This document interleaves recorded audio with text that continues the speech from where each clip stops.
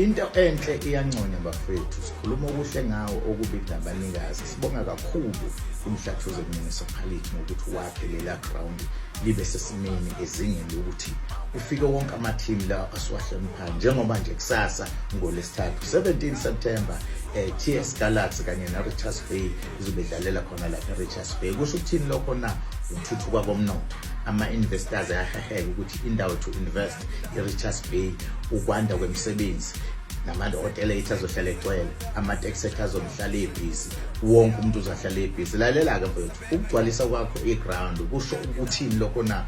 Kusho ukuthi wonke abantu ababukela ivakashe ey'bukela eRichards Bay yabona indawo yoku-investa kahlehle iRichards Bay. Ma beheheka beze eRichards Bay kusho ukwanda komnotho, lokho kusho ukuvuleka kwemisebenzi. Lalela-ke mfethu, Mhlathuze Municipality lead by umhlonishwa uXolani Ngwezi. Siyabonga kakhulu bafethu ukuthi nakhe lela ground libe sezingeni lekule level yokuthi kufika ama-team la esiwahloniphayo, because izinga lomnotho lizothuthuka, imisebenzi izokwanda. Imisebenzi ayikho-ke bafethu, kodwa imisebenzi izohlala ikhona, because kuba negame nje enkulu kusho ukwanda ukutholakala kwemisebenzi lokho. Kuba negame nje kusho ukuba nomsebenzi lokho. Siyabonga kakhulu. Sibonga neRichards Bay FC nje ukuthi umhlonishwa uJomo Biyela ukuthi egcine lela ground libe lapha, team ibe lapha, because lonto nje isho ukuthuthukisa indawo yethu.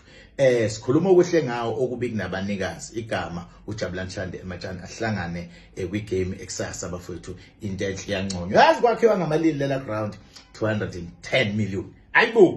Hayibo, naze nayisebenzisa kahle imali neumkhandlu, naze nayisebenzisa kahle imali neumkhandlu.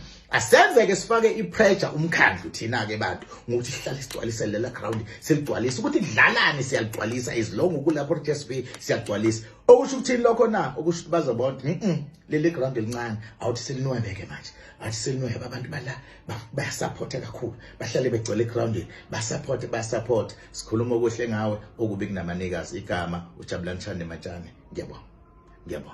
Ngiyabonga.